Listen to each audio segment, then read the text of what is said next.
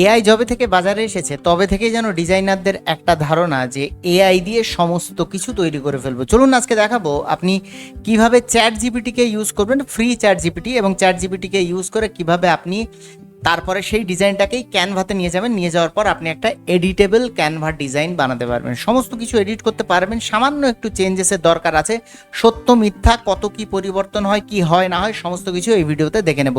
ভিডিওর উপরে দেখতে পাচ্ছেন অবশ্যই যে প্রসেসটা আমি ফলো করেছি, এই প্রসেসটাই আমি দেখাবো। প্রথমে একদম ভিডিওর প্রথমে আমি চলে আসছি। আপনার দরকার, মনে করুন আপনার কাছে একটা কন্টেন্ট আছে, ওকে, তো কন্টেন্ট থাকলে সেই কন্টেন্টটা দিয়ে আপনি প্রথমে কি করবেন, চ্যাট জিপিটিতে যাবেন। যেমন মনে করুন আমি এই কন্টেন্টটা দিয়ে জেনারেট করেছি, দেখুন এই কন্টেন্টটা এখান থেকে আমি আবারও কপি করে নিচ্ছি, ঠিক আছে, দেখুন কপি করে নিয়েছি। চ্যাট জিপিটিতে যাবেন, যাওয়ার পরে যদি আপনি কোনো ইমেজ ইউজ করতে চান সেই ডিজাইনে, সেই ইমেজটাকে এখানে আপলোড করবেন।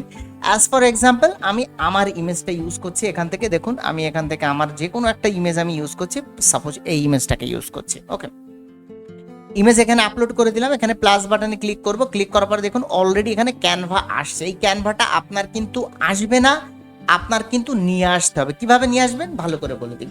এখানে আপনি দেখবেন বাঁ পাশে প্লাগইন বলে অপশন আছে, প্লাগইনে যাবেন, প্লাগইনে ক্লিক করার পরে দেখবেন এখানে প্লাগইন, এখানে সার্চ করবেন ক্যানভা, ক্যানভা, ঠিক আছে। ক্যানভা সার্চ করার পরে দেখবেন এখানে চলে আসবে ক্যানভা, ঠিক আছে। এখানে ক্লিক করলে আপনি দেখতে পারবেন যে এখানে কানেক্ট বলে অপশন থাকবে, ঠিক আছে। তো আপনি এই ক্যানভাটাকে কানেক্ট করে নেবেন। এখানে একটা বলে দেওয়া জরুরি, যে ইমেলে আপনার ক্যানভা রয়েছে সেই ইমেলেই কিন্তু ক্যানভা কানেক্ট করবেন। আদারওয়াইজ অন্য ইমেলে যদি দেখা যাচ্ছে একটা ইমেলে চ্যাট জিপিটি আর একটা ইমেলে যদি ক্যানভা থাকে, তাহলে কানেকশন হতে কিন্তু সমস্যা হতে পারে। তাই যে ইমেলে ক্যানভা নেওয়া রয়েছে সেই ইমেলেই বা সেই ক্রোম প্রোফাইলেই আপনি একটা চ্যাট জিপিটি খুলে নিন, খোলার পরে সেখান থেকে ট্রাই করুন। হয়ে গেল। হওয়ার পর আমি এখানে চলে আসছি আমার সেই ফেরত যেখানে আমি এসেছিলাম। তো এখানে আমি কি করব, প্রথমে আমি আমার ফটোটাকে আপলোড করছি। এখান থেকে দেখুন আমার ফটোটাকে এখান থেকে আমি আপলোড করে দিলাম। আপলোড করার পর আমি এখান থেকে কি করব, প্লাস বাটনে ক্লিক করে ক্রিয়েট ইমেজ ক্লিক করব। ক্রিয়েট ইমেজ ক্লিক করার পরে সাইজ আপনি ডিজাইনে যা রাখতে চান, সাপোজ আমি 1:1 রাখতে চাইছি, দিয়ে দিলাম। শিফট প্রেস করে ধরে এন্টার প্রেস করব, পরের লাইনে চলে আসবে। আসার পরে আমি কন্টেন্টটাকে এখানে পেস্ট করে দেবো। দেখুন এখানে কন্টেন্টটাকে আমি পেস্ট করে দিয়েছি। কন্টেন্ট এখানে হেডিংটাকে আমি আলাদা করে দিয়েছি, এখান থেকে সাব হেডিংটাকে আলাদা করে দিয়েছি, এখান থেকে বডিটাকে আলাদা করে দিয়েছি, ঠিক আছে। এই যে বডি, প্রত্যেকটা জিনিস আমি আলাদা আলাদা করে দিয়েছি। এখান থেকে আমি আবার ডিজিটাল মার্কেটিং যে সলিউশনগুলো আছে, প্রত্যেকটা সলিউশন আমি কি করব, এখানে আলাদা আলাদা করে দেবো। দেখুন আপনি এখান থেকে আলাদা আলাদা করে প্রত্যেকটা, এখান থেকে আমি কপি করেছিলাম আলাদা আলাদা করে, এবার জানি না এখানে কেন সব একসাথে হয়ে গেল। যদি আপনার আলাদা আলাদা এরকম করা থাকে আপনি আলাদা আলাদা করে দেবেন। সো এআই আরও ভালো সুন্দরভাবে ডিটেক্ট করতে পারবে এবং ডিজাইনটা খুব তাড়াতাড়ি এবং সুন্দরভাবে প্রফেশনালি তৈরি হবে। দেখুন আলাদা আলাদা করে দিয়েছি, ঠিক আছে। এবং শেষে লিখে দিয়েছি, ভালো করে দেখুন এই লাইনটা জরুরি, and use such icons and elements that I can এখানে use the reference ইমেজটাকেও আমি আলাদা একটা প্রম্পট এখানে নিয়ে আসব, ঠিক আছে। এখান থেকে আমি কি করছি, এই লাইনটা আর ওই আগের লাইনটা একই লাইন, ওকে, এই যে একই line.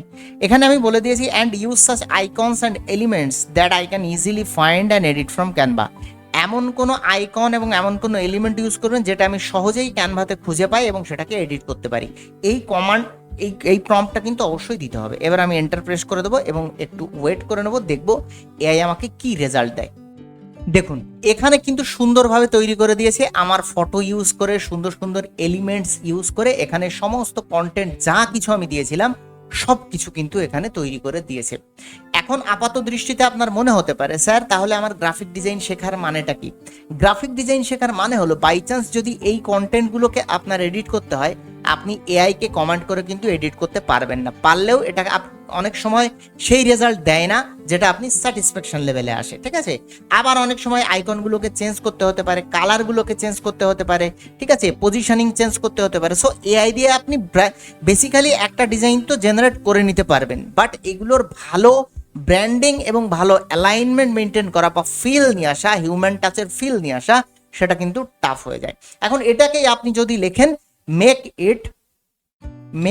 It editable in Canva, তাহলে দেখবেন অনেক সময় এই যে ডিজাইনটা, এই ডিজাইনটাই ডিরেক্টলি ক্যানভা এডিট করতে দিয়ে দেয়। আবার অনেক সময় এইরকম লেখা আসে যে আই ক্যান কনভার্ট ইট, মানে ডিরেক্টলি এইটা কনভার্ট করতে পারছে না, আবার আপলোড করতে হবে। বাট আমি যদি ওপরে আপনাদের একটুখানি দেখাই, একবার ট্রাই করবেন। দেখুন আমি প্রথমে যে ডিজাইনটা এখানে দিয়েছিলাম, এই দেখুন ডিজাইন করেছিলাম, ঠিক আছে, আরও ওপরে আছে দেখুন, প্রথমে এই ছবিটা এবং এই কন্টেন্ট দিয়েছিলাম, এই ডিজাইনটা তৈরি করেছিল। দেন আমি যখন এখানে বলেছিলাম now make this editable in Canva, দেখুন এখানে সুন্দর একটা, এই দেখুন এই ডিজাইনটার কথা আমি বলছি, এই ডিজাইনটা যখন আমি তৈরি করেছিলাম, এখানে মেক দিস এডিটেবল লেখার পরে দেখুন ডিরেক্টলি এখানে কাস্টমাইজ দিস ডিজাইন এরকম করে দিয়েছিল।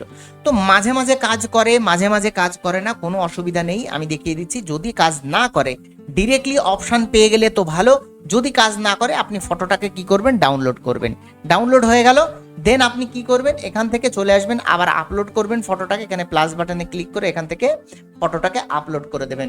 যেমন আমি এখান থেকে এই ফটোটাকে আপলোড করে দিচ্ছি। আপলোড করার পর আপনি এখানে লিখবেন মেক এডিটেবল ইন ক্যানভা, ঠিক আছে।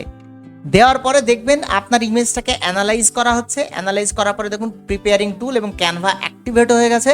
এবার ক্যানভা দেখবেন এখানে অ্যালাউ বলছে, অ্যালাউ ওয়ান্স, আপনি অ্যালাউ এখানে অলওয়েজ করতে পারেন, ঠিক আছে। আমি এখানে অলওয়েজ করে দিচ্ছি, আপনি অনসও করতে পারেন, কোনো অসুবিধা নেই, ঠিক আছে। তো এটাকে একটুখানি সময়ের মধ্যে দেখবেন এটা এডিটেবল বানিয়ে দেবে। দেখুন এখানে কিন্তু কাস্টমাইজ দিস ডিজাইন লেখাটা দিয়ে দিয়েছে, তার মানে এখন আপনি এটাকে ক্লিক করলেই একটা ট্যাবে খুলে যাবে। দেখুন ক্লিক করব, নতুন একটা ট্যাবে আপনার এই ডিজাইনটা কিন্তু খুলে গেল। ইভেন এখান থেকে আপনি সব কিছু কিন্তু এডিট করতে পারবেন। দেখুন সব কিছু এডিট করতে পারবেন, সমস্ত কিছু কিন্তু এডিট করতে পারবেন, সব এডিটেবল। কিন্তু প্রবলেম কোথায়, চলুন এবার প্রবলেমটা দেখা যাক। প্রবলেম কোথায় আসছে ভালো করে দেখুন। প্রবলেম আসছে দেখুন এখানে আইকনটা আমার চেঞ্জ করতে হবে। এই আইকনগুলো দেখুন রিজলিউশন কিন্তু ভালো নেই এবং শার্পনেস নেই, ঠিক আছে। তো এইগুলো আমাকে চেঞ্জ করতে হবে, এগুলো শার্পনেস নেই। শুধুমাত্র টেক্সট এবং বড় বড় শেপগুলোকে ক্যানভা সুন্দর করে দিয়েছে, আদারওয়াইজ বাদ বাকি যা কিছু আছে সব কিন্তু ক্যানভা নয়, এআই। দেখুন এখানেও কিন্তু আমার এটা ভালো আসেনি, দেখেছেন এখানে টেক্সট রয়েছে, বাট এখানে টেক্সট কিন্তু ওভারল্যাপিং হয়ে গেছে। তার মানে আপনাকে শিখতে হবে, আপনি হয়তো লেআউট এই কাজটা সহজ করে দেবে এআই আপনাকে, কিন্তু আপনাকে জানতে হবে কিভাবে আপনি এই জিনিসগুলো সাজাবেন। এখন আপনার যদি বুদ্ধি থাকে, এই এলিমেন্টটাই আপনি ক্যানভা থেকে খুঁজবেন। কেমন ভাবে খুঁজবেন আমি দেখিয়ে দিচ্ছি। দেখুন এটা রেজাল্ট ড্রিভেন রয়েছে এখানে, ঠিক আছে।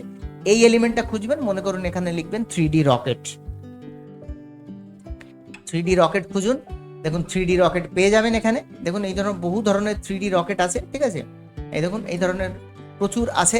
অথবা আপনি যদি এখানে লেখেন রকেট আইকন, তাহলে দেখবেন এই প্রচুর ধরনের রকেট আইকন আপনি পেয়ে যাবেন। তো এখান থেকে এইরকমই একটা আইকন ইউজ করতে পারেন। দেখুন এইরকমই একটা আইকন, তো এটাকে দেখুন কত শার্প আইকন বা কত হাই রেজলিউশনের একটা আইকন, ঠিক আছে।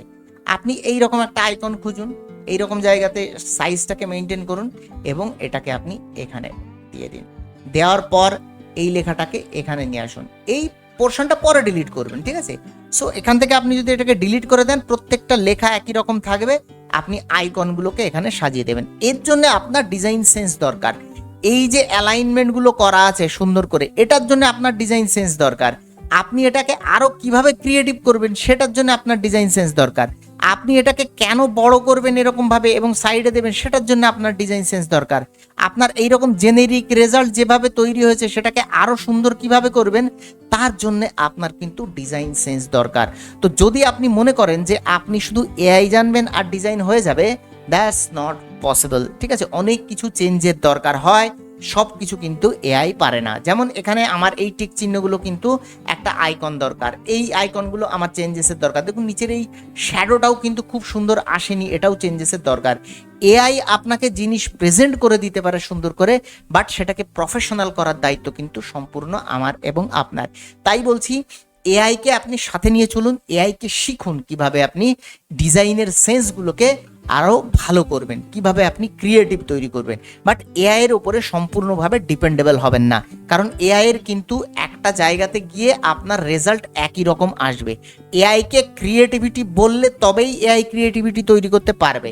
আপনি যত ভালোভাবে বলতে পারবেন তত ভালোভাবে তৈরি করতে পারবে। কিন্তু একবার ভেবে দেখুন আপনি কতটা বোঝাতে পারবেন এআইকে। আশা করা যায় প্রম্পট এমন একটা জিনিস, এর কোনো ইমপ্রুভমেন্টের শেষ নেই, ঠিক আছে। প্রম্পটের কোনো শেষ নেই যে এটাই লাস্ট, এর চাইতে বেশি আর ইমপ্রুভমেন্ট হয় না, নেভার। এআইকে আপনি যতবার একটা প্রম্পট দিয়ে ইমপ্রুভমেন্ট করতে বলবেন ততবারই সে কিন্তু ইমপ্রুভ করে দেবে। So focus on design, design principal শিখুন, ডিজাইনের সেন্স শিখুন, ক্রিয়েটিভিটি শিখুন। এআই মনে রাখবেন, এআই আপনার বন্ধু। এআই কিন্তু আপনাকে রিপ্লেস করতে পারবে না যদি আপনি এআইকে শেখেন।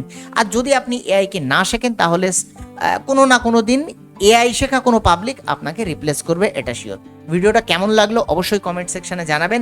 আর এইরকম আরও ভিডিও দেখতে হলে চ্যানেলটিকে সাবস্ক্রাইব করবেন। কমেন্টে এটাও জানাবেন পরবর্তী কোন টপিকে আপনি ভিডিও দেখতে চান। এই ভিডিওতে এই পর্যন্তই, দেখা হচ্ছে পরবর্তী ভিডিওতে। Bye bye.